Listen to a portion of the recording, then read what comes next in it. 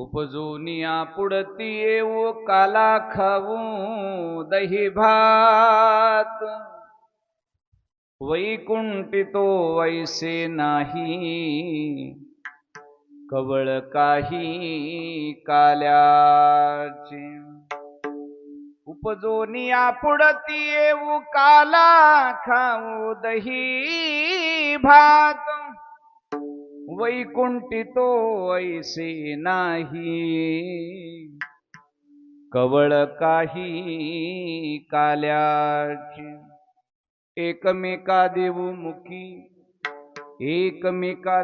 मुखी सुखे घालो हुंबरी वैकुंठितो ऐसे नाही कवळ काही काल्याचे तुका म्हणे वाळवंट बरवे नीट उत्तम वैकुंठितो ऐसे नाही कवळ काही काल्याचे विठ्ठला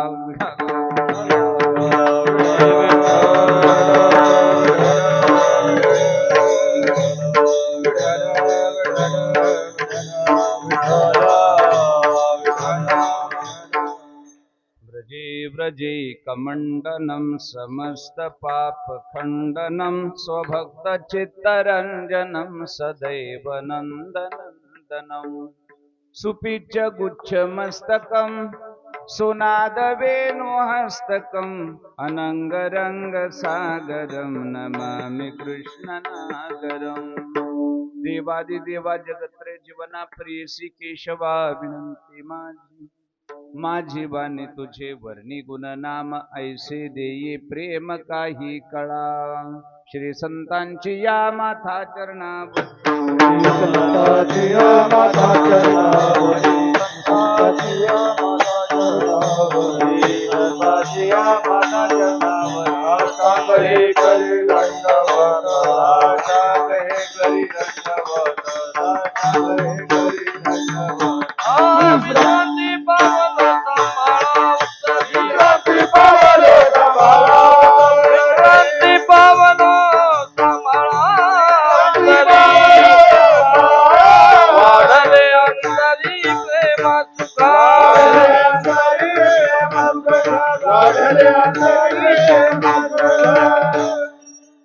मजर दई सद्गुरु जेने तारिलो हा संसार म्हणून विशेष अत्यादरू विवेकावरी उपजोनिया पुढती येऊ काला खाऊ दही भात वैकुंठितो ऐसे नाही कवळ काही काल्याचे जगदवंदनीय जगद्गुरु संत श्रेष्ठ श्रीमंत श्री तुकोबारायांचा चार चरणाचा गोड असा अतिशय काल्याच्या प्रसंगाचा ते निवडलेला हा अभंग आहे. या अभंगाच्या द्वारे जगद्गुरु तुकोबाराय काला घेतल्याच्या नंतर सुद्धा त्यांच्या ठिकाणी जी इच्छा राहिलेली आहे काल्याच्या नंतरची सुद्धा इच्छा आहे. असा काय त्या काल्यामध्ये आनंद असावा तो जगद्गुरु तुकोबाराने तो आनंद उपभोगलाय गोपाळाच्या रूपामध्ये. पण तो काला ब्रह्मादिकांना दुर्लभ असणारा काला जगद्गुरु तुकोबारायांना गोपाळाच्या वेशामध्ये प्राप्त होतो. पण प्राप्त होऊन सुद्धा मन भरत नाही आणि न मन भरल्यामुळे पुन्हा जी इच्छा पुन्हा खाण्यासाठी जी इच्छा व्यक्त केली त्याचं दिग्दर्शन करणारा हा अभंग आहे. विठाला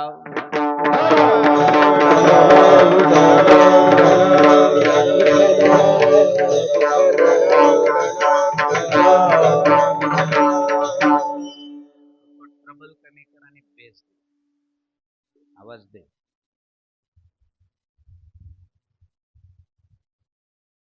पुण्य पावन भूमी प्रभू वैद्यनाथाच्या पवित्र आणि पावन स्पर्शाने आणि वास्तव्याने पुनीत झालेली ही परळी भूमी आणि त्याच प्रभू वैद्यनाथाच्या पायथ्याशी वसलेलं हे गोड असं छोटंसं गाव मोठ्या गुण्या गोविंदाने कष्ट करून आपलं जीवन व्यतीत करणारे, पण त्यामध्ये सुद्धा देव देश धर्म साधू संत संप्रदायावर निष्ठा आणि प्रेम श्रद्धा असणारं हे गाव मौजे लोणारवाडी. 53व्या वर्षामध्ये, बरोबर ना, 53व्या वर्षामध्ये अखंड हरिनाम सप्ताहाची या वर्षीची ही साधना आहे. बघता बघता 7 दिवस भगवंताच्या कृपेनं, प्रभू वैद्यनाथाच्या कृपेनं, पांडुरंगाच्या कृपेनं 53व्या वर्षातलं अखंड हरिनाम सप्ताहाचं गावकरी मंडळीचं हे गोड असं अनुष्ठान आज समारोपाच्या प्रसंगामध्ये आलेलं आहे. सज्जन हो, नाम सप्ताह म्हणलं की ते वारकरी संप्रदायातलं सप्तम दिनीय अनुष्ठान आहे. आणि अनुष्ठान म्हटलं, साधना म्हटलं, त्याचा प्रारंभ एक असतो, त्याची सांगता एक असते, त्याला अनुष्ठान म्हणतात. ज्याचा प्रारंभ होतो त्याची सांगता करावी लागते, कारण सांगता केल्याशिवाय त्याची फलप्राप्ती मिळत नाही. विठाला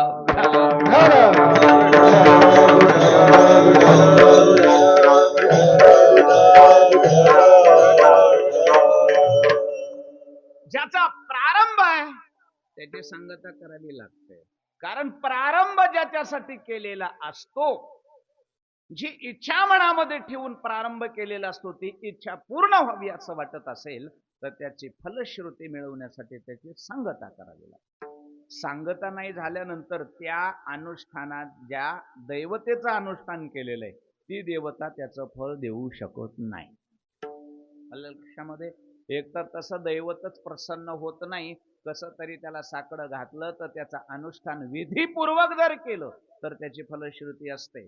अनुष्ठान जर विधीपूर्वक सफल नाही झालं तर फलाची अपेक्षा करायची नाही. विडाला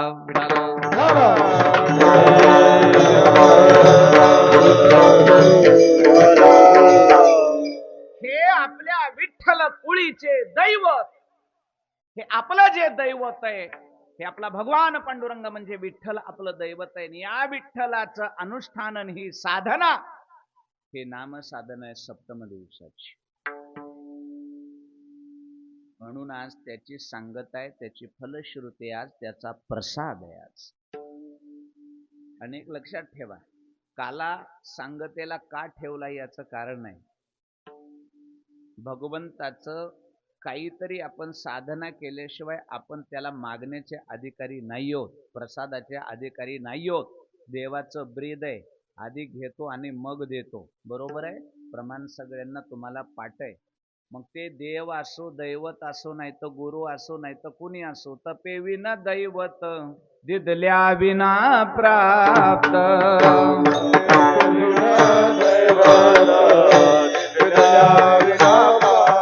हो तपे विना दैवत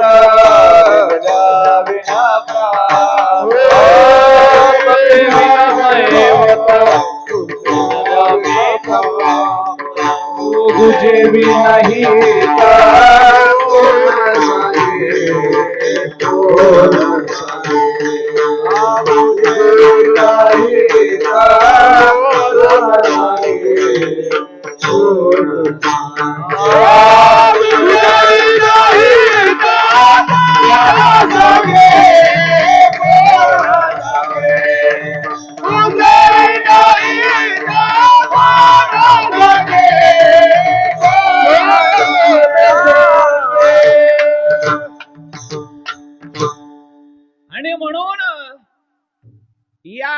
कुळीच्या दैवताला प्रसन्न करण्याकरिता हे वारकरी संप्रदायामध्ये हे अनुष्ठान उदयाला आले.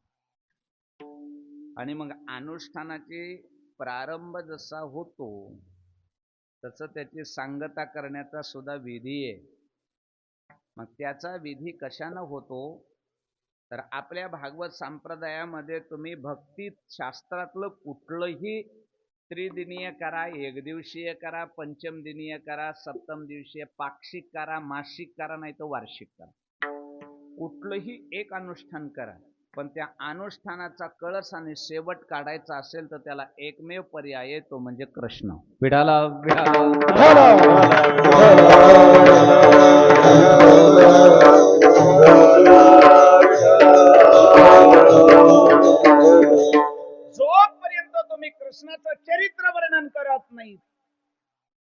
लीला तुम्ही मुखानं वर्णन करत नाहीत तोपर्यंत तुम्ही याच्या अगोदर काय केलं याला बिलकुल किंमत नाही. पण त्याचा शेवट आणि कळस काढायचा असेल आणि त्याची सांगता गोड करायची असेल, त्याची फलश्रुती घ्यायची असेल तर फलश्रुती देणारं दैवत म्हणजे फक्त आणि फक्त कृष्ण आहे. विठाला विठाला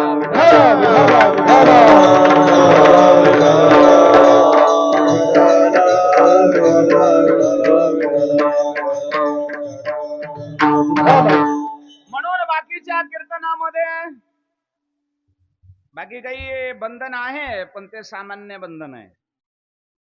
कीर्तन म्हटलं की कीर्तनच आहे, त्याची व्याख्या केली आहे भगवद्गीतेनं. सततम कीर्तयन्तो मां यतन्तश्च दृढव्रताः नमस्यन्तश्च मां भक्त्या नित्ययुक्ता उपासते. तरी कीर्तनाचे नि नटनाचे नासिले व्यवसाय प्रायश्चित्ताचे जे नामचे नाही पापाचे ऐसे केले ही कीर्तनाची व्याख्या आहे. पण त्या कीर्तनामध्ये पुन्हा भक्ती ज्ञानाविरहित इतरा गोष्टी न कराव्या, प्रेम भरे वैराग्याच्या युक्ती विरवाव्या. भगवंताची मूर्ती अंतरामध्ये ठसावी अशा गोष्टी कराव्यात. ही पाठीमागले नियम इथपासूनचे इथपर्यंत बरोबर. पण आजच्या कीर्तनाचा पुन्हा वारकरी संप्रदायानं नियम दिलाय. आजचं कीर्तन जर सफल करायचं असेल इथं भक्ती ज्ञान वैराग्य बाकीच्या गोष्टी बाजूला ठेवायच्या. इथं एकच बंधन, कीर्तनकार विद्वान असू द्या, शास्त्राचा पाठक असू द्या, वेदाचा असू द्या, त्याच्या विद्वत्तेला आपला प्रणाम आहे, त्याचा अपमान नाही. पण त्यानं हे सगळं त्याचं ज्ञान आज गिळून टाकायचं आणि फक्त एकच करायचं, उच्चारावे केले देव गोकोळी, केले देव गोकोळी, केले देव गोकोळी. चरित्र ते उच्चारावे केले देव गोकोळी, केले देव गोकोळी, केले देव गोकोळी. चरित्र ते उच्चारावे केले देव गोकोळी, केले देव गोकोळी, केले देव गोकोळी, केले देव गोकोळी, केले देव गोकोळी. चरित्राचे उच्चारावे केले देव गोकोळी, केले देव गोकोळी, केले देव गोकोळी, केले देव गोकोळी, केले देव गोकोळी. टाळाटाळी लोपला नाद, अंगो अंगी मुराला छंद, भोग भोगताची आटला भेद, ज्ञान गिळो निघावा गोविंद गा. गोविंदाचे पोवाडे, कृष्णाचे पोवाडे गायचे असतील तर हे सगळं बाजूला ठेवावं लागतं आणि फक्त कृष्णाचं चरित्र गुणगान करावं लागतं. आणि मग त्या भगवान कृष्णाचं चरित्र वर्णन जर झालं तर त्याचा शेवट चांगला होतो, सांगता होते, कळस निघतो आणि त्या कार्याची त्या अनुष्ठानाची फलप्राप्ती पदरामध्ये पडते. असं काल्याच्या कीर्तनाचा दंडक आहे. विठाला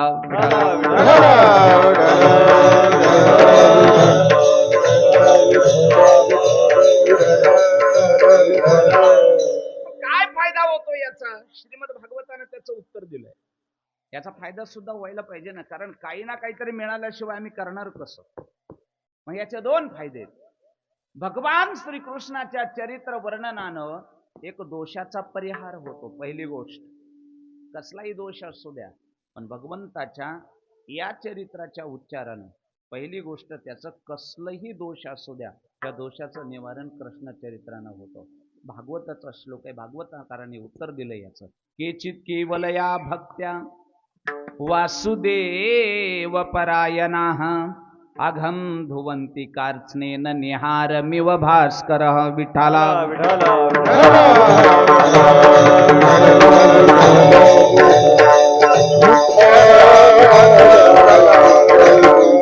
भगवंताच्या चरित्राचं वर्णन केल्याचा परिणाम अघम धुवन्ति, अघमाने पाप, धुवन्ति धुवून जातात, कार्त्स्नेन संपूर्ण, निहारमिव भास्कर, जसा सूर्याचा उदय होतो, सूर्य जसा तेजस्वी असतो तसा दोषी मनुष्य कृष्ण चरित्राचं श्रवण आणि वर्णन केल्यावर कसलाही दोषी असला सूर्यासारखा तेजस्वी होतो. श्रीमद भागवताचं स्पष्ट मत आहे. त्याच्यामुळे कृष्ण चरित्र आहे. म्हणून या कृष्ण चरित्रावर ज्याची श्रद्धा, निष्ठा आणि प्रेम आहे आणि या श्रद्धेने आणि निष्ठेने जो कृष्णाचं चरित्र काल्याच्या कीर्तनामध्ये ऐकतो तो परमार्थाचा अधिकारी बनेलच, याच्यात वाद नाही. पण त्याला शेवटी काला मिळतो आणि काला म्हणजे परमार्थातलं सर्वोच्च स्थान. स्थान म्हणण्यापेक्षा तो सर्वोच्च प्रसाद आहे. त्यात एक सांगू का तुम्हाला, खाल्ल्या भाषेमध्ये खाली येऊन सांगू का, ज्याला काला मिळाला त्याला परमार्थामध्ये काही मिळवायचं पुन्हा शिल्लकच नाही. विठाला विठाला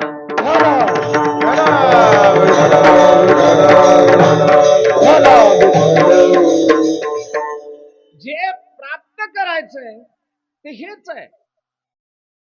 योगी मुनी ऋषी जपी तपी, अरे जेही कोणी असतील सगळ्यांची धावपळ फक्त एवढ्याच गोष्टीसाठी. फक्त त्याला आपण काला म्हणतोय, वेदांत त्याला काहीतरी वेगळा शब्द वापरतोय, बाकी काही विषय. आणि ते एकदा मिळालं का तुम्ही मिळवायचं म्हणलं तरी इथं पुन्हा नाहीच. काही काय मिळवणार आहेत पुन्हा? एकदा तुमचा त्या अहम ब्रह्मास्मी अयमात्मा ब्रह्म सर्वम खलुविदम ब्रह्म असं जीवशिवाचं ऐक्य झालं, त्या ब्रह्मस्वरूपाशी तुम्ही एकलीन झालात, पुन्हा तुम्ही मिळवणार आहेत काय हे सांगा ना तुम्ही. कोठे अभेद देखिला, कोठे अभेद देखिला,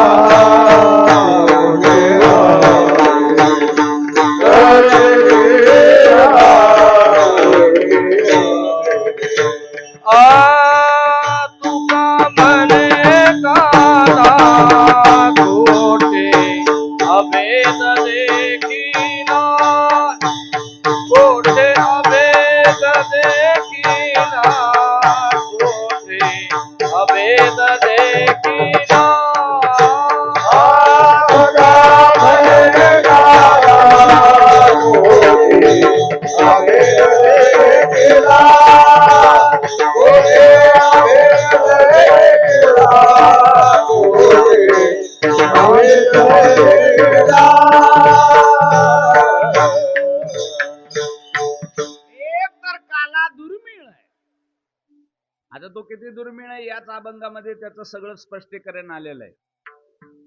चांगल्या चांगल्या लोकांमध्ये तो दुर्मिळ आहे, तिथे काला होत नाही. जर कुठेही होत असता तर लोकांनी वर सुद्धा केला असता, पण तो होत नाही. त्याचं कारण आहे तो दुर्मिळ आहे. ब्रह्मादिका हे दुर्लभ उच्चिष्ट, ब्रह्मादिकांना सुद्धा हे दुर्लभ आहे. आणि ते ज्याला भाग्यानं मिळालं, ऐका बरोबर, एक तर ते सहजासहजी मिळतच नाही, त्याच्यासाठी सगळ्यांची धावपळ आहे. पण ते तुम्ही काल्याच्या कीर्तनामध्ये विषय ऐकलाय, स्वर्गातले देव सुद्धा मागायला आले होते. ते काही एवढे सामान्य लोक नव्हते, स्वर्गाचे अधिपती होते. आणि स्वर्गाचे अधिपती काला मागायला आले तरी भगवंताने त्यांना काला मिळू दिला नाही. याच्यावरून काल्याचं दुर्लभत्व लक्षात घ्यायचं आपण सगळ्यांनी.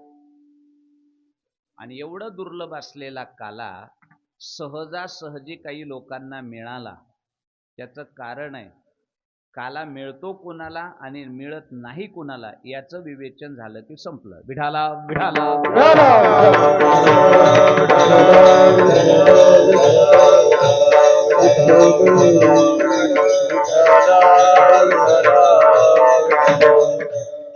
याच्यातलं फक्त एकच प्रमाण मी तुम्हाला देईल, जास्त काही प्रमाण देणार नाही. काला म्हणजे काय? भगवंताशी एकरूप होणं, हरीशी एकरूप होणं. आणि तो मिळतो ते पद कुणाला माहितीये तुम्हाला? हरिपद प्राप्ती भोळ्या भाविकाशी, हरिपद प्राप्ती भोळ्या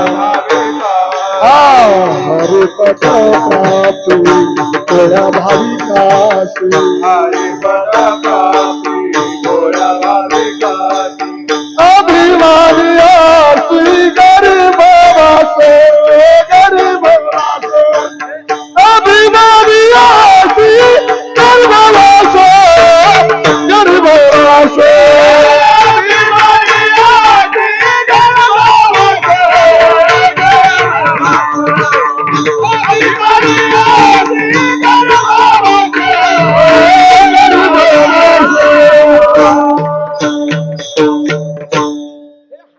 हरिपद म्हणजे काय? याचं तर नाव काल आहे ना. मग दुसरा कोणता काला आहे? हाच काला आहे, ह्याच्यापेक्षा वेगळा काला नाही. हे दही लाह्या वगैरे जे हे आपलं प्रतीक आहे फक्त. जीवाला हरिपदाची प्राप्ती होणं, हरीनं त्याच्या स्वरूपामध्ये तुम्हाला विलीन करून घेणं, याचं नाव काला. बाकी विषयच नाही. मग हा काला मिळतो कुणाला? याचं उत्तर नाथ महाराजांनी दिलं. हरिपद प्राप्ती भोळ्या भाविकाशी आणि अभिमानियासी गर्भवास. स्वर्गातले देव काला मागण्याकरता आले, पण अभिमानी होते महाराज. त्यांना टाळण्याचं कारण एकमेव, अभिमानी माणूस काल्याचा अधिकारी नाही, बिलकुल नाही. ज्याला सत्ता संतती संपत्ती पदाचा विद्वत्तेचा अहंकार अभिमान आहे, त्यानं काल्याच्या पंगतीला यायचं नाही. विढाला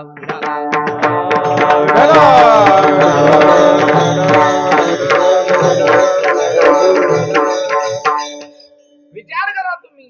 हे पदावाले स्वर्गाधिपती लोक काला मागायला येतात, त्यांना देव तोंड फिरवतो, त्यांच्याकडे नाही मिळणार तुम्हाला.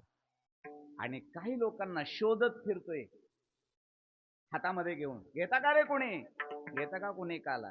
कोणाला फिरतो मग शोधत? महाराज, जवळ जे मागायला आले त्यांना वापस पाठवतोय, आणि माझा काला कोणीतरी घेता का रे म्हणून विचारत फिरतोय. याच्यामध्ये फरक असा आहे, अभिमानी यांना तोंड फिरवतो, पण शोधतो कोणाला माहितीये? भोळेपणा लागी भीक मागे, भोळेपणा लागी भीक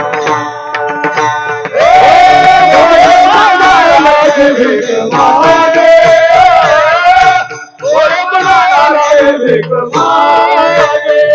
मन सकळ कळा जाते अंगी,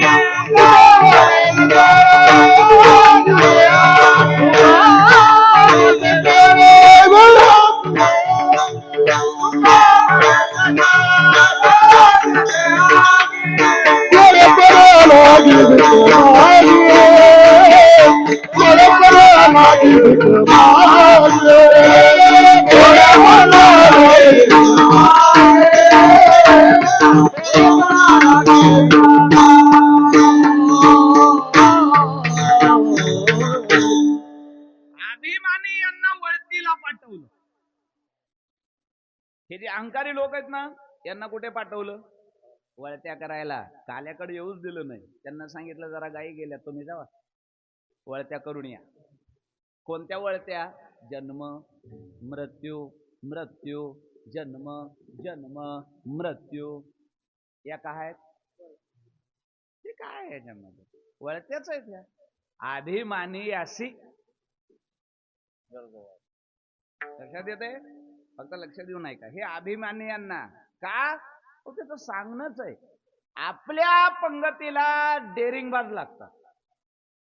डेरिंगबाज असले तर पंगतीला बसायचं, भित्र्याने पंगतीला बसायचं नाही.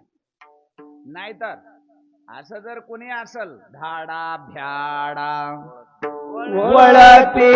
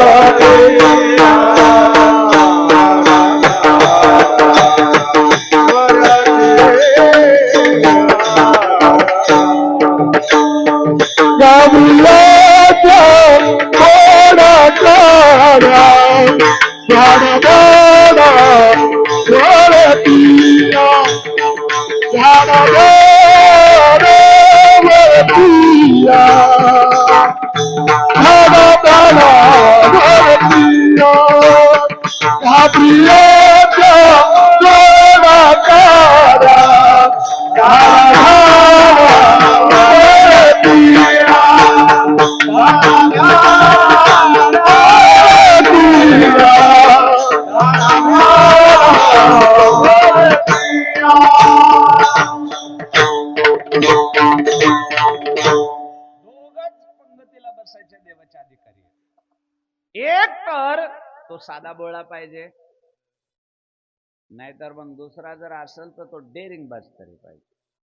बेत्रा नसला पाहिजे, परमार्थामध्ये बेत्रा नसला पाहिजे, बेकड नसला पाहिजे, डेरिंग पाहिजे त्याच्यामध्ये. मग डेरिंग म्हणजे नेमकी कशाची डेरिंग आहे हे पाहणं महत्वाचं आहे. ऐका, वैराग्याला डेअरिंग म्हणतात. परमार्थामधली डेअरिंग म्हणजे कोणती आहे? डोळ्यात देखत सगळं गेलं तरी जो पट्ट्या परमार्थातून पाऊल मागत घेत नाही त्याला डेअरिंग म्हणतात. विठाला विठाला.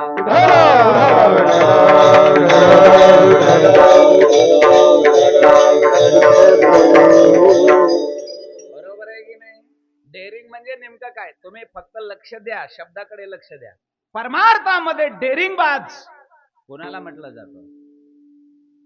धैर्यवान कुणाला म्हटलं जातं? इथं वैराग्यवानाला डेअरिंगबाज म्हटलं जातं. डोळ्यात देखत हजारो पत्न्यांचा त्याग, राज्याचा त्याग, वैभवाचा त्याग करून सुद्धा ज्यांना कधी दुःख वाटत नाही याला डेअरिंग म्हणतात. असं कशाला डेअरिंग कसं म्हणता येईल? बरोबर आहे ना? तसं एक सांगू का तुम्हाला? राम अवतारामध्ये रामपदाचा काला फक्त दोघांनाच मिळाला. एक मिळाला एक निष्ठाला आणि एक मिळाला डेअरिंगबाजाला. हे मधली जी दोघं होती का, देवानं यांना वळतीला पाठविलं. विडाला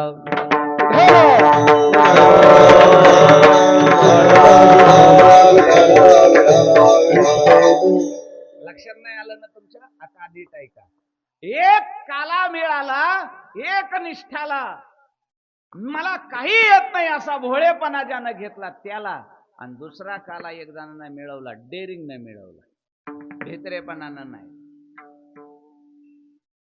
साध्या भोळ्या पद्धतीनं सगळे गुण अंगात होते तरी भोळेपणा अंगात घेतला होता. विद्यावान गुणी अति चातुर, राम काज करबे को आतुर, अष्टसिद्धी नवनिधी के दाता, असबर दीन जानकी माता.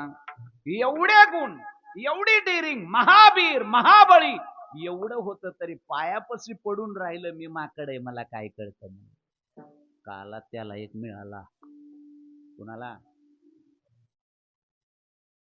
अलग लक्षामध्ये यानं आपला चरणाजवळ बसवून काला खाल्ला. दुसऱ्याही पट्ट्यानं रामाच्या हातचा कालाच खाल्ला, सायुज्यच मिळवून घेतला.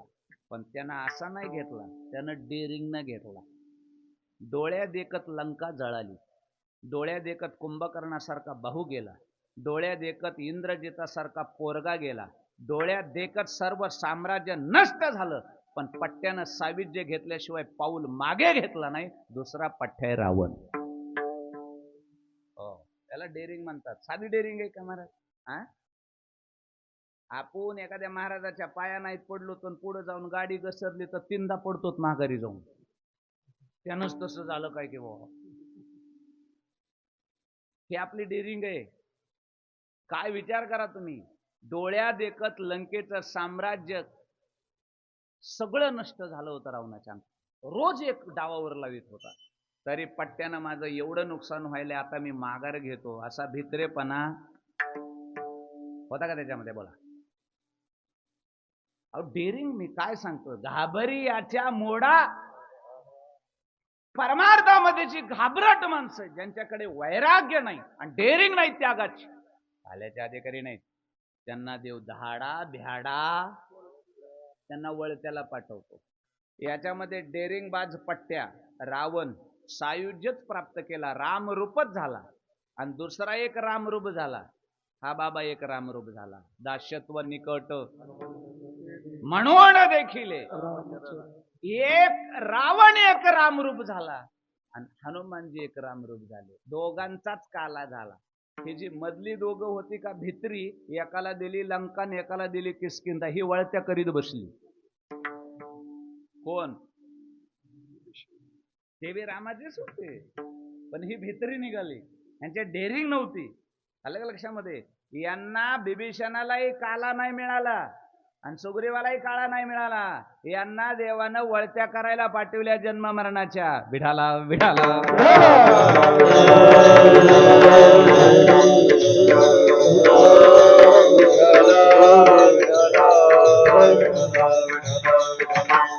म्हणून हा काला ज्याला प्राप्त झाला त्याच्यामध्ये पहिली गोष्ट डेअरिंग लागते. आणि डेअरिंग शब्दाचा अर्थ आहे वैराग्य. आणि वैराग्य म्हटलं की जिथं कसल्याच प्रकारचं काहीच उगवत नाही त्याला वैराग्याची भूमी म्हणतात. वैराग्य वैराग्य म्हणजे धगधगीत जे वैराग्याचा शब्द आलाय का, धगधगीत ज्वाला. हे धगधग कुठं असते माहितीये तुम्हाला? वैराग्यामध्ये. आणि काला कुठं होत असतो? डेअरिंग मध्ये. डेअरिंग मध्ये काला होत असतो. आणि धगधगीत जागा काल्याची फक्त एकच. जिथं पापही उगवत नाही, जिथं पुण्यही उगवत नाही, जिथं उगवायचं सोडावं, जिथं रोज पाऊस पडला तरी तिथं काहीच उगवत नाही, त्याचं नाव ती वैराग्य.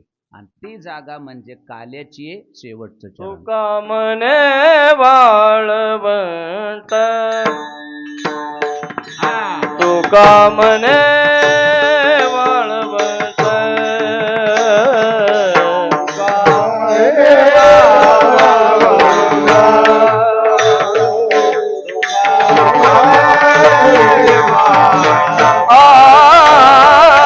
तुका मने वाळवंट,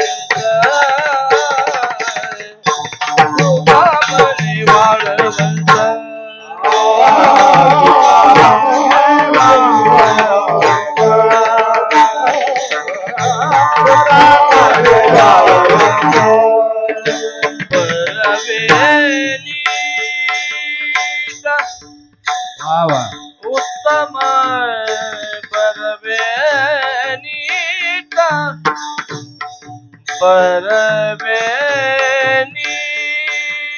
उत्तम उत्तम उत्तम, वैकुंठी तो ऐसे नाही, वैकुंठी तो ऐसे नाही.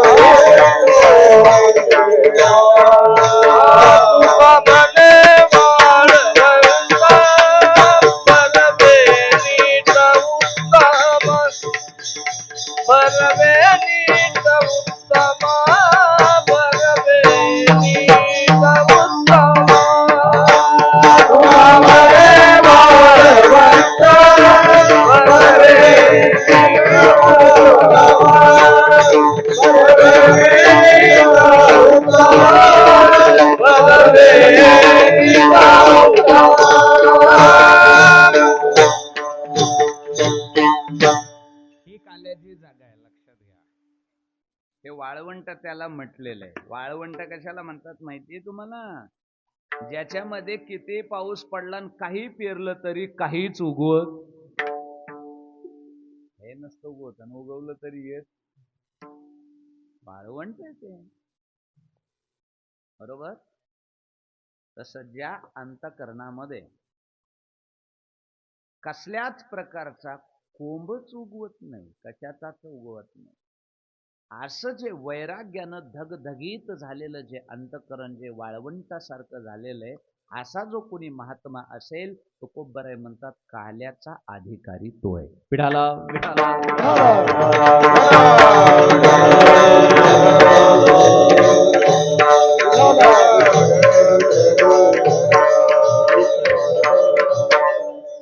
आणि मग या अशा कशाचाच वास नसणार जे अंतःकरण आणि मुख आहे, त्याला चव पण लागत असते. ज्याला वेगळ्या वेगळ्या वेगळ्या वेगळ्या गोष्टीची चव घ्यायची सवय लागली का त्याला काल्याची चव कळत नसते. त्याचं मुख सुद्धा वाळवंटासारखंच लागत, धगधगीत. आपल्याला अनंत जन्मामध्ये अनंत विषयात चाखून चाखून चाखून आपले मुख विटाळून गेलेले. विषय भोगाची लालच लागलेली जी मुख आहेत, त्या मुखामध्ये काला पडला तरी त्याला त्या काल्याची चव लागत नाही. आणि चव कळत नसल्यावर खाऊ सुद्धा नाही. चव कळत नसल्यावर खाण्यात मजा नाहीये. बरं, तो कोब्बराय म्हणले आम्ही काला खातो म्हणजे असा उगाचच भेटला म्हणून गिळीत नाही, चवी चवी घेऊ. हा शब्द महत्वाचा आहे. त्याची चव घेतो आम्ही, घासा घासाची चव घेतो.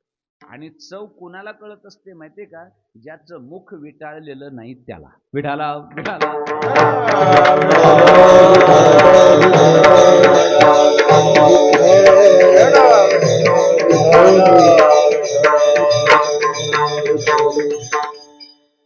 ज्याचं मुख विषय भोगानं विटाळलेलं नाही, मग त्याच्यामध्ये सगळ्या गोष्टी आल्या. मुख कशाने विटाळतं हे तुम्हाला काय सांगायची गरज नाही.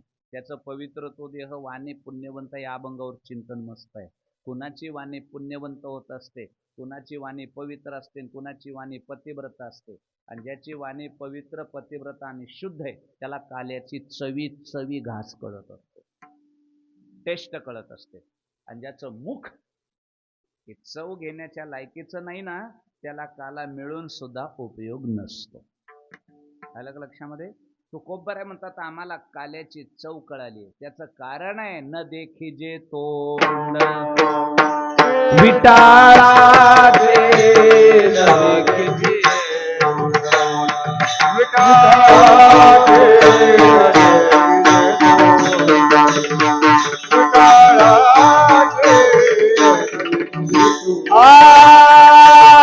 ब्रह्मापुरी वाद करणे अखंड देखी जे दोष विटाळाचे देखी जे दोष विटाळा ब्रह्मापुरी वाद करणे अखंड देखी जे दोष विटाळाचे देखी जे दोष विटाळा.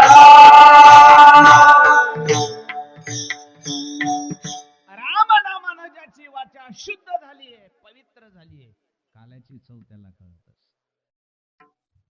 स्वर्गातल्या देवांचे मुख विषय भोगाने विटाळलेले, त्यांना काय काला देऊन उपयोग.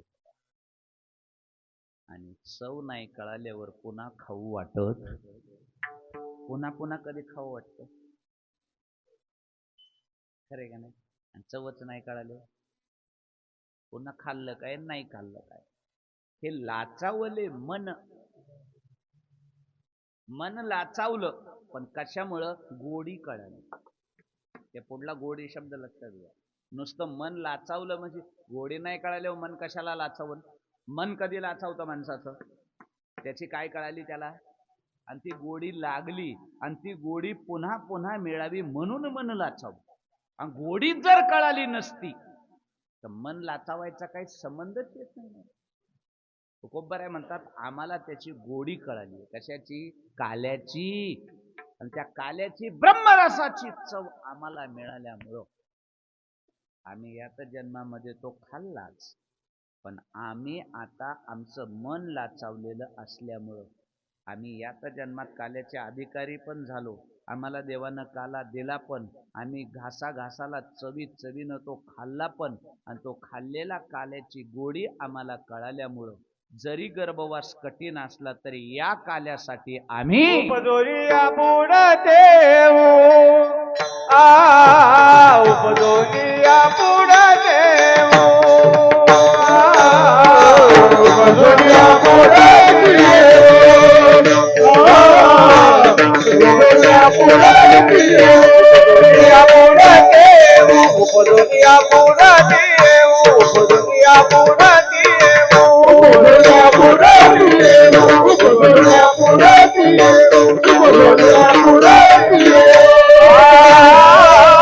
काला गाऊदाई बाता,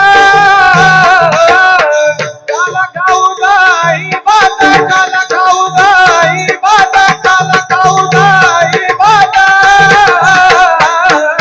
वैकुंठी तो ऐके नाही, वैकुंठी तो ऐके नाही.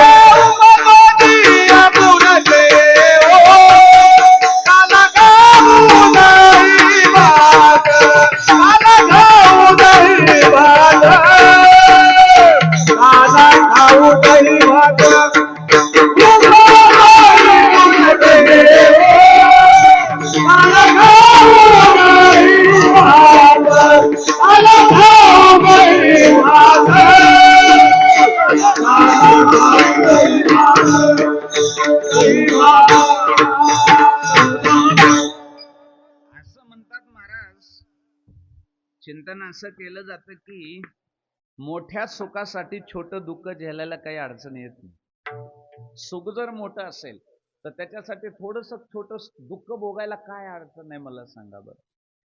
काल्यासारखं परमसुख जर पुन्हा पुन्हा मिळत असेल तर गर्भवासासारखं उपजण्याचं जे दुःख आहे ते थोडस सहन करायला काय अडचण आहे. नाहीतर उपजून पुढती यायचं म्हणजे सोपं नाही ना. परमार्थ उपजणं बंद होण्यासाठी चाललाय. उपजणं मरणं हे बंद व्हावं, नाही तर उपजले मेले ऐसे किती त्यांचं काय नाही तरी काय थोडी श्वान सुकरे बापरे. मग आम्हाला हे असल्यात यायचं नाही, हे उपजन मरणं बंद करायचंय म्हणून हा खेळ मांडलाय परमार्थाचा. हे एकदा संपलं पाहिजे, खंडन झालं पाहिजे. कय हे खंडईल कर्म पारुषतील धर्माधर्म कासयाने हे कळेल वर्म मनवोनी श्रम वाटत असे. हे सगळं थांबवायचंय म्हणून परमार्थ आहे. जन्म मरण थांबलं पाहिजे. पण तुकोबराने पुन्हा विचार केला, बरोबर आहे जन्माला पुन्हा येणं चांगलं नाही, पण मला काय वाटतं जर फायदा चांगला असेल तर थोडासा त्रास झाला तरी काय अडचण आहे. तेवढं त्रास आपण सहन करायला सहज हसत हसत करू. जुने कीर्तनकार एक दृष्टांत सांगायची गोष्ट. एक जण रस्त्यानं चाललेलं होतं म्हणे आणि मग रस्त्यानं जाता जाता आपलं त्याच्या मस्तीमध्ये गुणगुण करत चाललो होतं. काय जाणे मागून कुणीतरी महाराज असा एवढी वीट अशी बक्कन पाठीमध्ये त्याच्या मारली. काही लक्षात नाही, घेणं नाही देणं नाही काहीच नाही. महाराज अशी बक्कीनं बसल्याबरोबर त्याची हुग भरली ना महाराज. असं प्रचंड दुःख झालं आणि राग पण आला. आणि राग असा महागारी वळला, म्हणला ज्यानं कोणी पाटीत मारले तीच ईट घेऊन त्याच्या डोक्यात नाही घातले तर मग मला पट्ट्याच म्हणून. एवढ्या रागानं महागारी फिरलो आणि ईट उचलून मारायच्या टायमाला बघितली तर ईट सोन्याची होती. ईट कशाची होती? मारली असेल का मग हा? अहो ते उलट देवाला म्हणतो, देव असल्या किती बी इटा पडू दे तेवढे सहन कर. असल्या इटानं पाटार काय डोकं बी फुटू दे ना, असल्या इटा रोज पडू दे. म्हणजे लक्षात आलं का तुमच्या? ते लागलं याचं दुःख झालं, पण माग वळून बघितल्यावर सुख झालं ते बघून आणि इच्छा व्यक्त करतय काही अडचण नाही देवा, असल्या किती मार लागू दे पण इटा असल्याच पडू दे. तसं लक्षात घ्या. गर्भवासाचं दुःख लहान नाही. उपजोनी ह्या शब्दाकडे लक्ष द्या. आम्ही उपजोनी पुन्हा उपजू, पुन्हा जन्माला येऊ. अहो येणं सोपंय का? याच्यासाठी तर सगळ्या भानगडी चालल्यात. आणि तुम्ही पुन्हा उपजता म्हणजे त्याला कारण काय? तुकोबराय म्हणले तुझ्या काल्याचं तुझ्या ब्रह्मरसाचं सुख आम्हाला प्राप्त करण्याकरिता आम्हाला गर्भवासाचं दुःख गर्भवासी दुःख नाही येता जाता हृदय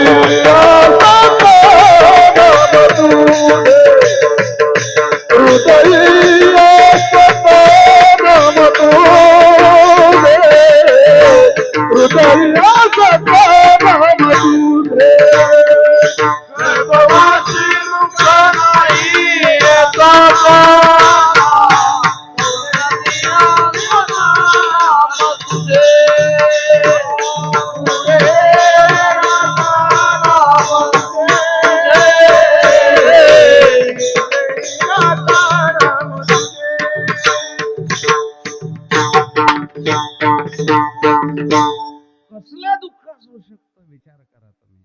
अहो तुका म्हणे गर्भवाशी सुखे घालावे आमाशी. देवा ते उपजण्याचं जन्म घेण्याचं दुःख आम्ही हसत हसत सहन करू, पण काला खाऊ. आम्ही हा काला प्राप्त करण्याकरता पुन्हा पुन्हा जन्माला येऊ देवा. घेईन मी जन्म पुन्हा पुन्हा मी जन्म घेईन देवा. विचारलं तुकोबरांना, तुकोबर आहे मी काय म्हणतो, कुठून येणार आहे तुम्ही जन्म घ्यायला? म्हणजे आम्ही कुठून येणार आहेत? आमच्या घरी येऊन येणार आहे. कोणतं घर आहे तुमचं? आम्ही वैकुंठवासी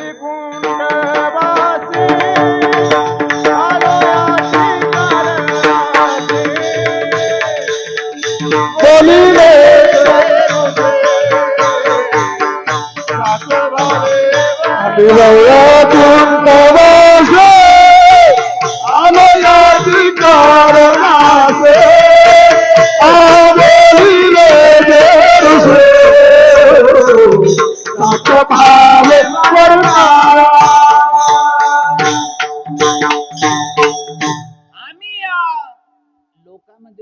जन्मू जन्माला येऊ. आपण येणार कुठून? आमच्या कायमच्या घरी असतो, तिथून येणार काल्यापुरता आम्ही जन्म घेऊन. कुठून येता? आम्ही वैकुंठवाशी किंवा आले घरजा, हे सगळे वैकुंठाची मंडळी आहे ती काल्याला आलेली.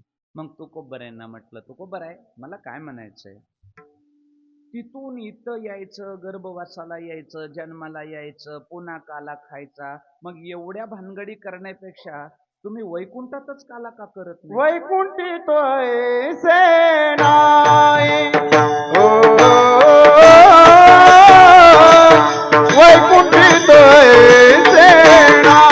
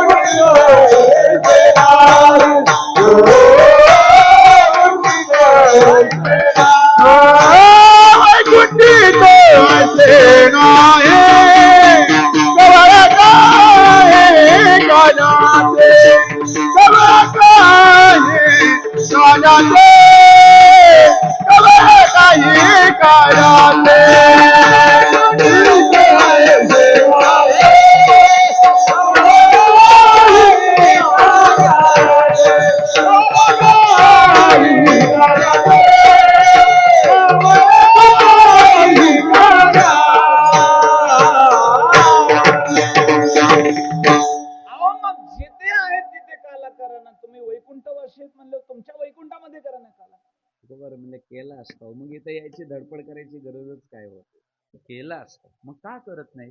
तुकोबराय म्हणले, हा लोक सोडून काला 13 भुवनामध्ये, हे 14 हे सोडता, बाकीच्या 13 मध्ये कुठंही काला होत नाही.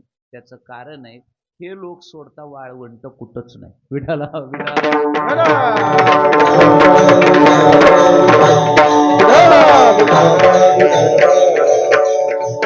मी असं का म्हटलं गुरुजी माहितीये का? कारण भूलोक सोडता बाकीचे सगळे भोगभूमी आहेत. एवढाच एक कर्मभूमी आहे ही. इथं निवृत्तीही करता येते आणि प्रवृत्तीही करता येते, फक्त इथंच. बाकी कुठल्याच लोकांमध्ये प्रवृत्ती निवृत्ती म्हणजे भोग आणि त्याग हा विषयच नाही. त्याग नाही, ते फक्त भोगभूमी आहे. आणि मी सुरुवातीलाच सांगितलं, काला व्हायला त्यागाची धगधगीत भूमी म्हणजे वाळवंटला, आणि बाकीचे सगळे भुवन त्या भोगभूमी आहेत. एवढीच एक धगधगीत भूमी आहे जिच्यामध्ये वाळवंट आहे. तुकोबराय म्हणले, तिथं काला केला असता, पण त्यांना जर तिथं काला करता आला असतं तर ते देवाला मागायला, भीक मागायला आले असते का? काल्याची आसे मग त्यांना का स्वर्गात करता आला नसता का? त्यांनाही करता आला असता, पण का करता आला नाही? ते सुद्धा भोगभूमीच आहे. विठाला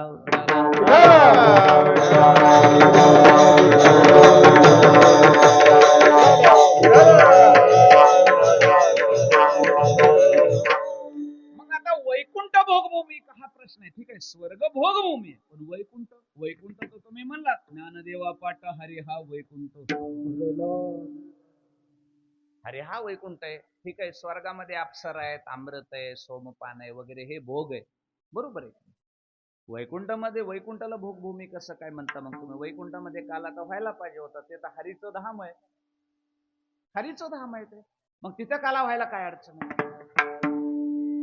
तुकोबराय म्हणले तिथं सुद्धा होत. कारण वैकुंठ वैकुंठ म्हणजे काय, आता सांगितलं ना, वैकुंठ म्हणजे वेगळं काही नाही. ज्ञान देवा पाट हरी हा, हरी हाच वैकुंठ. वैकुंठाला जाणं म्हणजे हरिरूप होणे, हरिरूप होणे, देव स्वरूप होणे. देव झाल्यावर काला कोण खाणार? चला याच्या पुढे जरा पुढे जाऊन सांगतो. भोग्य वेगळं आणि भोगता वेगळा लागतो. भोग्य वस्तू वेगळी आणि त्याचा भोगता वेगळा लागतो. तुम्हीच भोग्य झाल्यावर भोगता कोण? आणि काला खायचा असेल तर भोगता व्हावं लागतं. काल्याचा उपभोग घ्यायचा असेल तर भोग्य नाही, काय व्हावं लागतंय? भोगता व्हावं लागतंय. जरा थोडा अवघड आहे पण ऐका, भोगता व्हावं लागतंय. म्हणून तर आमच्या तुकोबाराने देवाला सांगितलं, मला भोग्य नको, मी भक्त तू देव. ऐसे करी देवा तुझी, ऐसे ऐसे करे ओ तो मोठा आत्मा श्री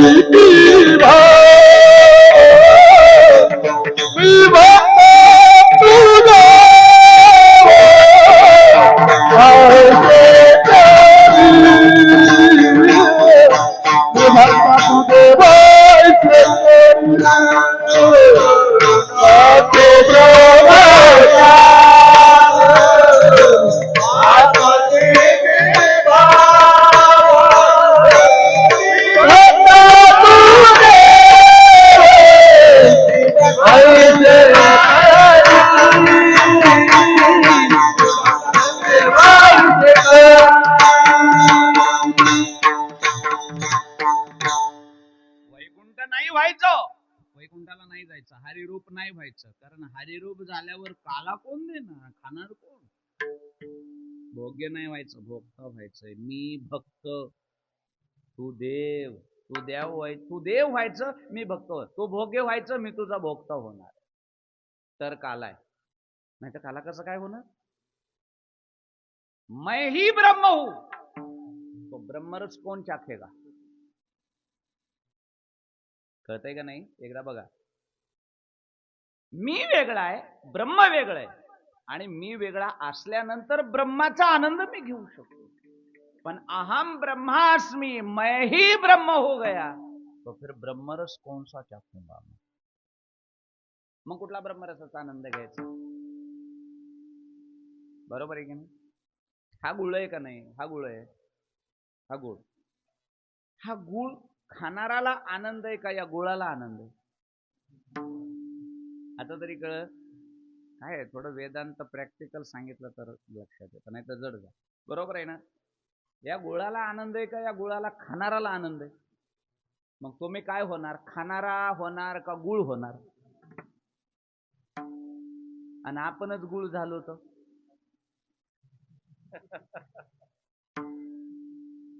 जर असं म्हणलं, बाई गुळ लईच गोड असतो, मीच गुळ होते, चाटून हाणतील ना लोक,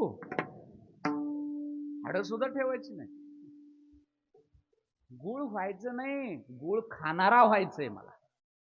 देवा मला देव नाही व्हायचं, मला देवाच्या भक्तीचा आनंद घेणारा मी भक्त आणि तू देव. आणि वैकुंठामध्ये गेलो, पण वैकुंठात भानगड झाली अशी, मीच देव झालो. विठाला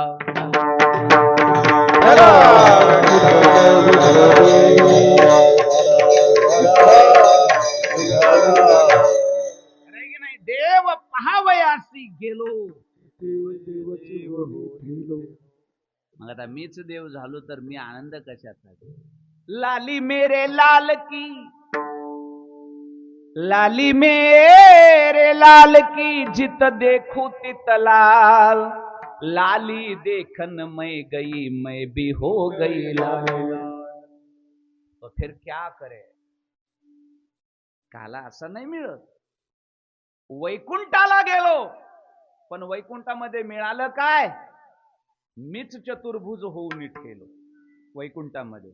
वैकुंठामध्ये देव जसा चतुर्भुज आहे तसं देवानं मला हरिपदाला बसून हरिरूप केलं. मीच हरी झालो. मग मीच हरी झाल्यावर काला कुठला खाणार मी? त्याच्यामुळे वैकुंठामध्ये सगळेच हरिरूप आहेत आणि सगळेच चतुर्भुज आहेत. कुणी देव नाही कुणी भक्त नाही, सगळे देवच. मग काला करायला 2 जण लागतात आणि वस्तू बी 2 लागतात. विठाला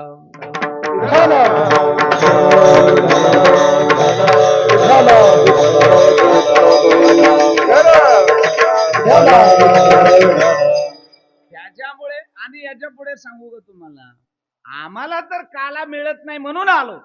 पण देवाला सुद्धा काला खायचा असेल तरी देवाला सुद्धा वैकुंठ सोडोनी मी तर वैकुंठावर, आम्ही तर भक्त मंडळी येतो त्याचा वाद नाही, पण देवाला सुद्धा जर काला करायचा असेल तर त्याला सुद्धा वैकुंठाचा त्याग करावा लागतो आणि वाळवंटामध्ये येऊन संतांमध्ये नाचावं लागतं आणि मग त्याला सुद्धा काला मिळतो. वैकुंठात काला होत नाही. वैकुंठी तो ऐसे कवळ काही काल्याचे विढोबार खोमाई. विठोबार घुमाई, विठोबार घुमाई, विठोबार घुमाई, विठोबार घुमाई, विठोबार घुमाई, विठोबार घुमाई, विठोबार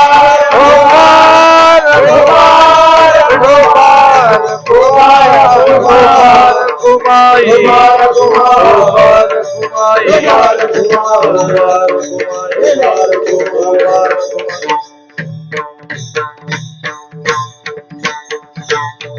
आणि मग या अशा वैकुंठाचा त्याग भक्तांनी तर केला, याच्यात वादच नाही. नावडे वैकुंठ शेषाचे शयन हे सगळं त्यागलं. सौंगड्याने तर त्यागलं, याच्यात वाद नाही. पण देवाला सुद्धा काला करायचा होता. देवानं वैकुंठाचा लोक सोडला, वैकुंठाचा त्याग केला आणि सगळ्यांना शब्द देऊन काला करण्यासाठी भगवंताला इथे यावं लागलं. आणि तो ज्या रूपामध्ये आला, आता कोण्या रूपात आला? रूपा अनेक अनंत आहे, तो चिंतन निराळे. हरी अनंत, हरी कथा अनंता, कहही सुनही बहुविधी सब संता. अनंत अवतार घेसे भक्ता कारणे, अनंत रूपे अनंत वेशी देखील म्या त्याचे. तो अनंत अवतारामध्ये येऊन काला नाही करता आला, त्याला काला करण्यासाठी खास अवतार घ्यावा लागला, तो म्हणजे कृष्णाचा. विडाला विडाला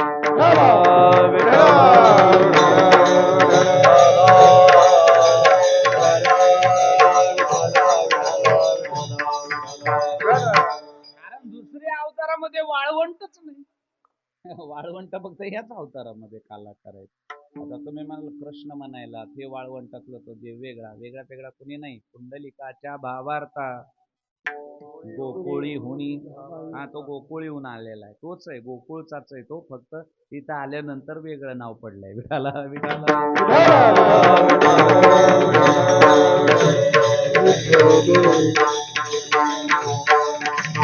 आणि मग असा जो या भक्तांना आणि देवाला हा आनंद घेण्यासाठी जो अवतार झाला, त्याचं नावच आनंद स्वरूप आहे. सच्चिदानंद रूपाय विश्वोत्पत्त्यादि हेतवी तापत्रय विनाशाय श्रीकृष्णाय वयं नमः. त्या अवताराचं वर्णन करत असताना आनंदाचं केलं. सच्चिदानंद. भागवत कथेमध्ये भजन होतं बघा, झाली ना आपल्याकडे भागवत कथा? भागवत कथेमध्ये भजन होतं. कृष्णाचा जन्म झाला की कृष्ण नंदघर कृष्ण भयो नाही, नंदघर काना भयो नाही. बरोबर आहे ना? तिथं भजन किती मस्त गायलं जातं. वृंदावनचं भजन आहे ते, नंद घर आनंद भय. बरोबर आहे ना? हा आनंद स्वरूप परमात्मा प्रगट झाला. कारण काल्यामध्ये फक्त आनंदच आहे, आनंदाच्या व्यतिरिक्त बाकी काही नाही. प्रेमे मोहिला, प्रेम आहे त्याच्यामध्ये, आनंद आहे त्याच्यामध्ये. मग कुठे झाला हा अवतार? महाराज म्हणले कृष्ण गोकुळी जन्मला, दुष्टा चळकाप सुटला, होता कृष्णाचा अवतार आनंद करती घरोघर. गोकुळीच्या सुखा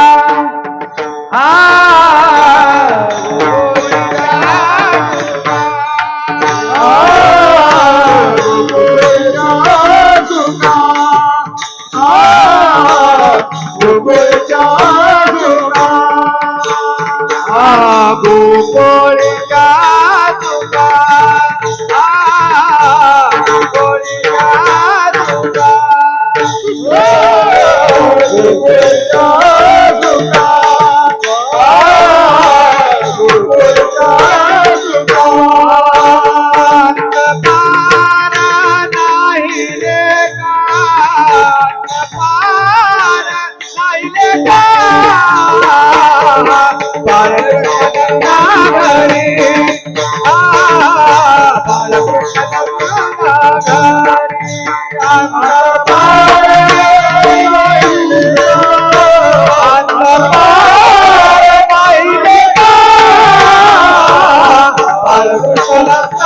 घरी बालकृष्ण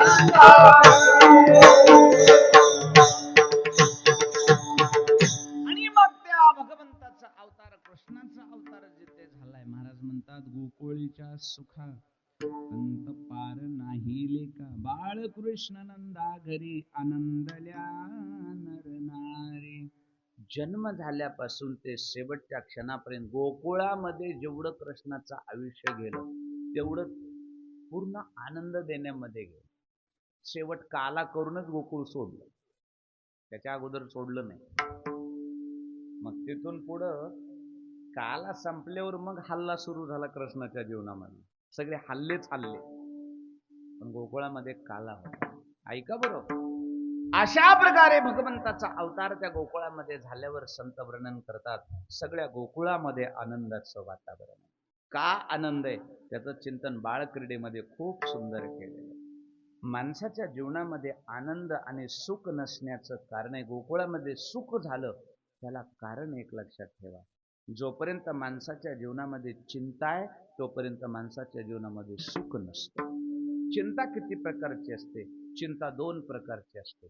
एक पारमार्थिक जीवनातली चिंता आणि एक संसारिक जीवनातली चिंता. काही संसारिक लोक आहेत त्यांना चिंता आहे आणि परमार्थातल्या लोकांना पण चिंता आहे.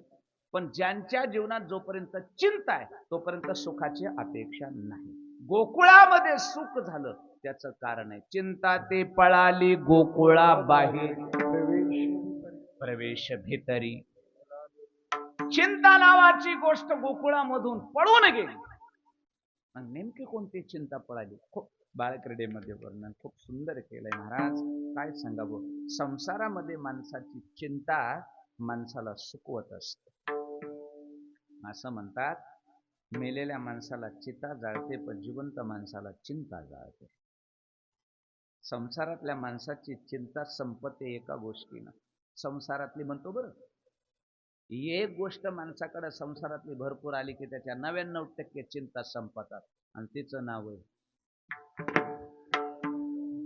काय? मग संसारातल्या समस्या, परमार्थातल्या नाही म्हणलो मी, संसारातल्या. आलं लक्षामध्ये? संसारामध्ये जोपर्यंत वित्त नाही, लक्ष्मी नाही तोपर्यंत चिंता, आणि परमार्थामध्ये जोपर्यंत ब्रह्मज्ञान नाही तोपर्यंत उद्धाराची चिंता. या दोन गोष्टी पक्क्याच लक्षात ठेवायच्या. संसारातली चिंता संपत्ते, लक्ष्मी प्राप्त झाली की परमार्थातली चिंता संपत्ते, ब्रह्मज्ञान झालं.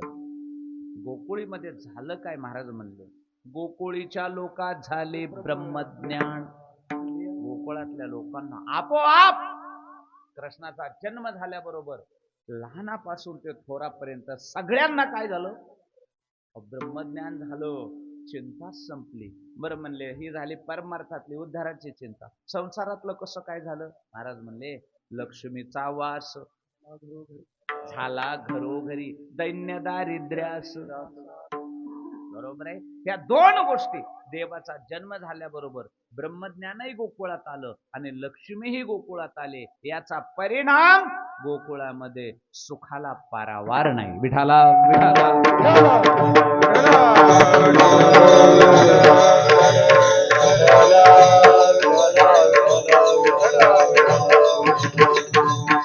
आणि मग त्या कन्हैयाला कृष्णाला पाहण्याचा आनंद त्या गवळणी घेत आहेत. राजस सुकुमार मदनाचा पुतळा देव एवढा मोठा असताना एवढा गोंडस आहे. देवा तू लहान जर झालास तर आम्हाला किती गोड दिसशील. तू का म्हणे आम्ही मागावी लढीवाळी. ती लढीवाळी मागितलेली भक्ताने आमच्यासाठी तो बाल स्वरूपामध्ये आम्हाला तुझ्या लीला पाहिच्यात. या लढीवाळपणामुळं बालकृष्ण झालेल्या कृष्णाला पाहण्यासाठी सगळ्या गवळणी जमतात आणि गवळणी देवाकडे पाहून तुका म्हणे छंदे मन मोहिले गोविंदे. आणि या कृष्णाच्या स्वरूपाला पाहून एक गवळण दुसऱ्या गवळणीला सांगायला लागला. गवळण संगती गवळणीला, गवळण संगती गवळणीला, गवळण संगती गवळणीला, गवळण संगती गवळणीला, गवळण संगती गवळणीला, पुत्र झाला यशोदेला, गवळणीला पुत्र झाला यशोदेला, एक धावी एकी पुढे आदिवासी झुंजामध्ये, एक धावी एकी पुढे आदिवासी झुंजामध्ये, गवळण संगती गवळणीला, गवळण संगती गवळणीला, गवळण संगती गवळणीला, गवळण संगती गवळणीला.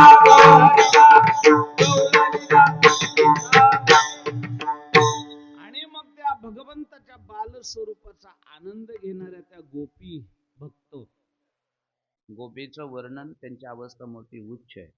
नारद भक्ती सूत्रामध्ये गोपींचं वर्णन केलेलं आहे. यथा ब्रज गोपिका नाम, असं गोपींचा अधिकार आहे. आणि मग त्या गवळणी त्या गोपी भगवंताच्या बाल स्वरूपाला निहाळल्यानंतर त्या आनंदामध्ये एकमेकीशी संवाद करतात. गवळण सांगे गवळणीला पुत्र झाला यशोदेला, एक धावे एकी पुढे ताटे वाटे सुंटबडे. आणि मग तिकडून पाहून आलेली गवळण, आनंदानं प्रफुल्लित झालेली गवळण आणि इकडून चाललेली गवळण, दोघीची भेट रस्त्यामध्ये होते कृष्णाची. कृष्णाला पाहिलेल्या गवळणीची आणि इकडून चाललेल्या. आणि ती गवळण त्या गवळणीला विचारते, बाई एवढा तुझ्या चेहऱ्यावर टवटवीत आनंद, एवढी प्रफुल्लित, एवढा आनंद कशाचा झाला, नेमकं काय पाहिलंयस तू. ती गवळण उत्तर देते, मी काय पाहिलं. पाहिला पाहिला नंदाचा नंदना, पाहिला पाहिला नंदाचा नंदना, पाहिला पाहिला नंदाचा नंदन, पाहिला पाहिला नंदाचा नंदन.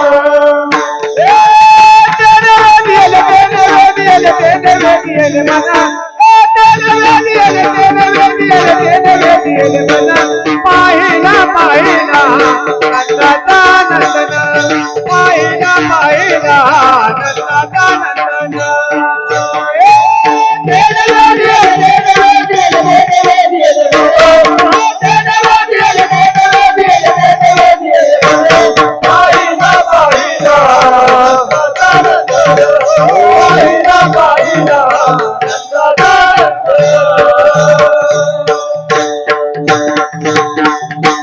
काय सांगतोय मी तुम्हाला माहितीये, पहिल्या जन्म झालेल्या दिवसापासून देवभक्ताचा काला सुरू आहे. हा काला फक्त तिथेच झाला हा नाही, जन्म झाला भगवंताचा गोकुळामध्ये नंदाच्या घरी. ज्या दिवशी गवळणींनी गोप गोपाळांनी भगवंताचं स्वरूप निहाळलं त्याच दिवशी त्यांच्या काल्याला सुरुवात झाली, त्याच दिवशी. आणि मग हा आनंद पुढल्या टप्प्यामध्ये भगवंताने वेगळा देण्यास सुरुवात केली. रांग तरंगणी चोरी तलोनी धावूनी धरिती गवळणी, बांधिती चरणी देती गाराणी यशोदे साजनी. अशा पद्धतीने रांगायला लागला. आणि रांगता रांगता जे चरित्र केलं आणि जो आनंद दिला महाराज, त्याचं वर्णन मोठ्या आनंदानं करतात. कारण लक्षात ठेवा, भगवंतानं जे कृष्ण लीलेमध्ये ज्या चोऱ्या केल्यात, ज्या लीला केल्यात, त्या चोऱ्या लिहिल्या एवढ्या गावंडळ नाहीत आणि गावातल्या नाहीत. ऐसा पुराण प्रसिद्ध असा चोर नाही येतो. तो काय असा घरफोड्या करणारा आणि कुठं काही करणारा चोर नाही. तो ऐसा पुराण प्रसिद्ध चोर, केशव नाम्याचा दातार. पुढे भक्त पुंडलिकासाठी असा तो चोर आहे बरं. आणि मग अशा चोरानं ज्या चोऱ्या केल्या, आता आपल्याला चोऱ्या कोणत्या, येणे माझे कवाड उघडिले, येणे शिंके व तोडिले, दया दुधाचे बक्षिले उलंडिले ताकाचे, या सगळ्या चोऱ्या आपल्याला माहिती आहेत. पण खरं सांगतो मी तुम्हाला, कृष्ण आहे तो. दह्याच्या दुधाच्या असल्या छोट्या छोट्या गोष्टीच्या चोऱ्या करणारं ते परब्रह्म कसं असेल महाराज? कुठलीही गोष्ट रूपकामध्ये दिलेली ती समजून घेतली पाहिजे आपण. आलं का लक्षामध्ये? हे जे नवनीत चोरलं, लोणे जे भगवंतानं चोरी केलं, ते कोणतं नवनीत होतं ते चित्त चोरी ले नंदाचे नंदनी ओ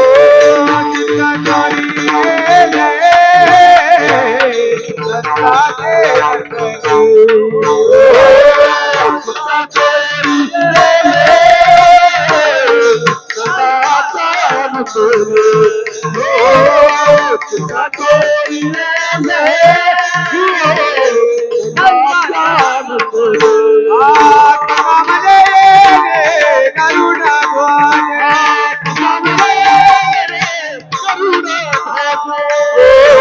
माझी वाणी तुझे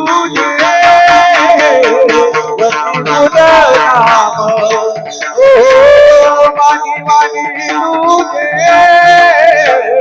वरती तुझा नाम माझी वाणी तुझे वरती तुझा नाम माझी वाणी तुझे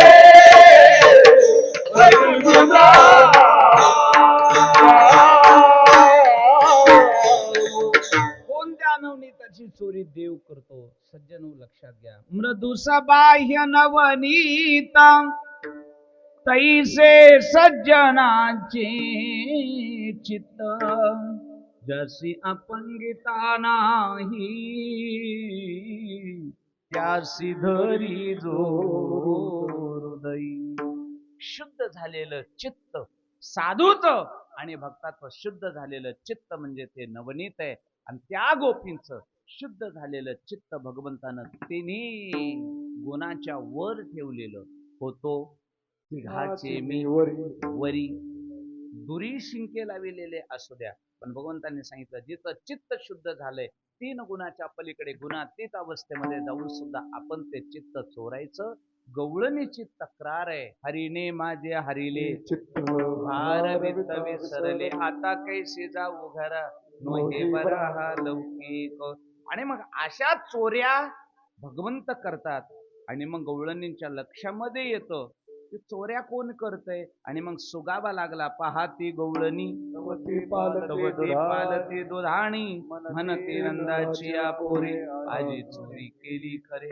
आणि मग यशोदेकडे येतात. ऐका ऐका बाई यशोदे, नवल केले तुझी ये गोविंदे, अमुची मुले तुडविली पदे, आता मी आसी बांधीन. आवरी आवरी आपुला काना, आवरी आवरी आपुला काना, काना काना दिला मुचा तुना, दिला मुचा तुना. आवरी आवरी आपुला काना,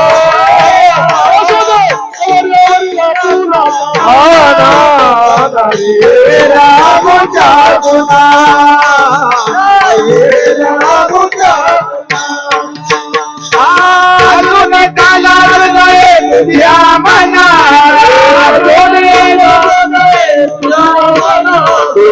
नाथ गोया वाटे काना काना काना, नाथ गोया वाटे काना काना काना, मुचा तुना,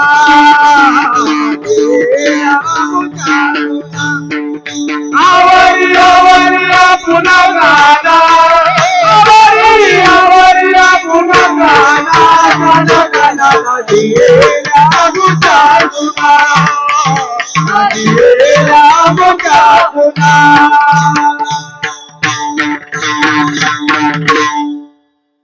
यशोदे, तुझ्या कृष्णाला सांग. अनेक गवळणी आहेत, खूप म्हणण्यासारख्या गवळणी. यशोदे ग तुला येईल राग, तुझ्या कृष्णाला काहीतरी सांग वगैरे वगैरे खूप सांगितलं यशोदेला. पण आता यशोदा शेवटी यशोदाच आहे, आईच आहे. यशोदेना या चोऱ्या मान्य केल्या नाहीत. उलट यशोदा गवळणींना म्हणते, बाळ सगुण गुणाचे ताने गे, बाळ सगुण गुणाचे ताने, बाळ सगुण गुणाचे ताने, गोधरवाना गोधरवाना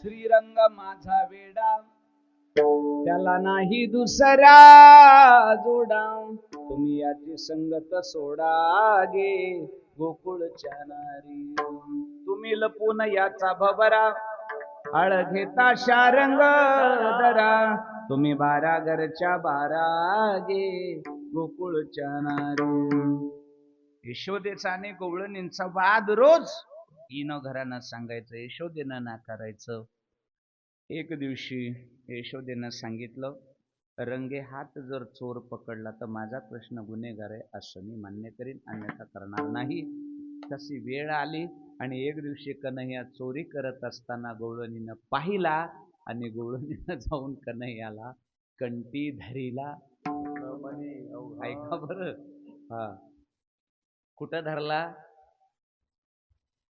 हा नुसता धरला नाही बांधून आणला महाराज नुसता धरला नाही त्या गोपीनं यशोदेकडे बांधून आणला आणि बांधून आणून ती सांगते धरिला पंढरीचा गोरा धरिला पंढरीचा गोरा धरिला धरिला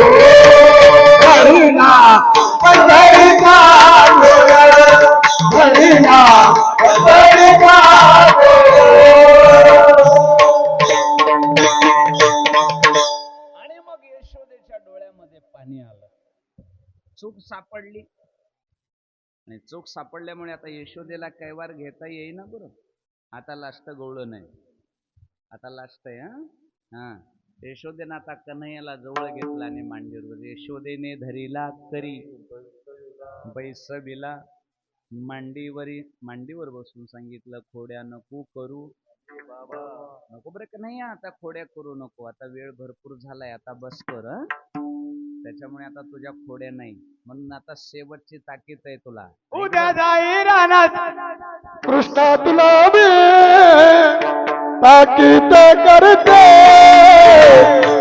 घरी कुणाच्या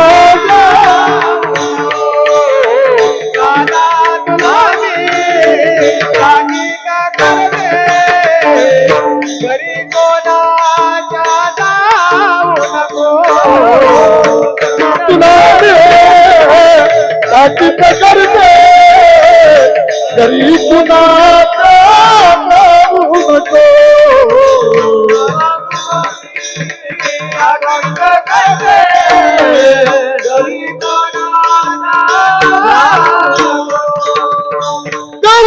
गवळदारी सोबत उठलो मात धरात पडून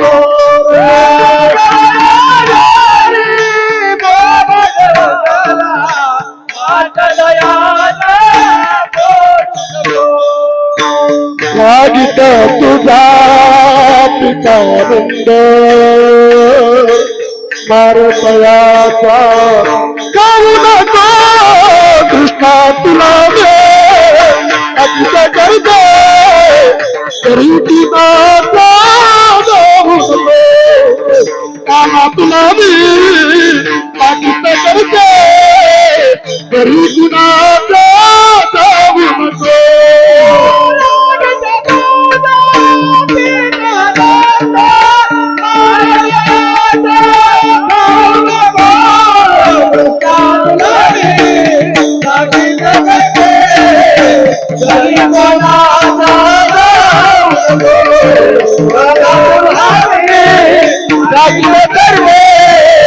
घरी कोणाचा जाऊ नको. कृष्णा तुला मी ताकीद करते कन्हैया, तुला ताकीद आहे, आजपासून कुठंही जायचं आहे. मग कुठं जायचं नाही, कसं जायचं नाही, मग जाऊ तरी कुठं, कुठं जाऊ नको. उद्या जाई रानात घेऊन गोदना, तवे घेऊन गोदना, तवे घेऊन गोदना.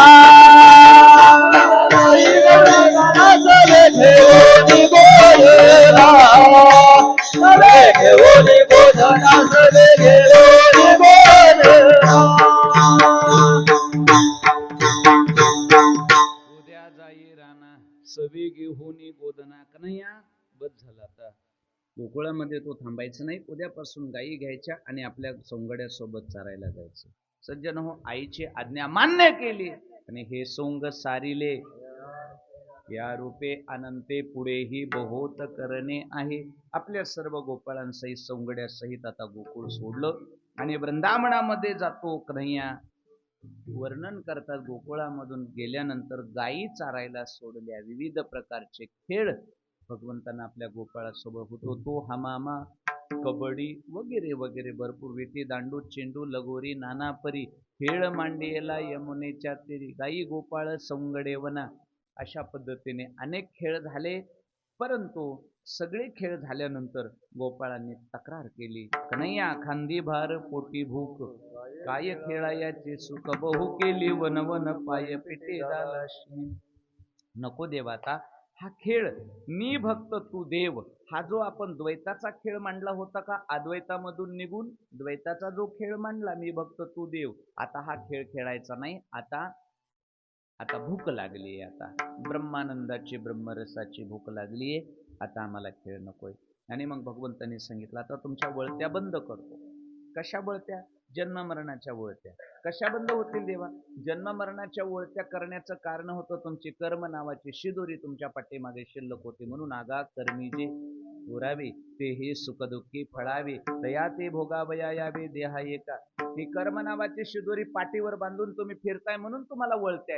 आता ती शिदोरी माझ्याकडे आणण्याने मला अर्पण करा, मी ती खाऊन टाकतो. एकदा मला दिली का, तुका म्हणे हरी काही उरो निधी उरी, काही उरो देत नाही. आणि एकदा कर्म नावाची शिदोरी संपली की तुमच्या जन्म मरणाच्या वळत्या संपल्या. सगळ्यांची शिदोरी घेतली, काला केला ब्रह्मरसाचा, सगळ्यांच्या शिदोऱ्या संपवल्या आणि तो काला हातामध्ये घेतला. भगवंताने स्वतः गोपाळांना बसवलं, मुदा घेऊन या करी पेंदा वाटतो शिदोरी, भानुदास गीते गात प्रसाद देतो पंढरीनाथ. पुंडलिका वरदे ज्ञानदेव गोपाल कृष्ण भगवान की जय.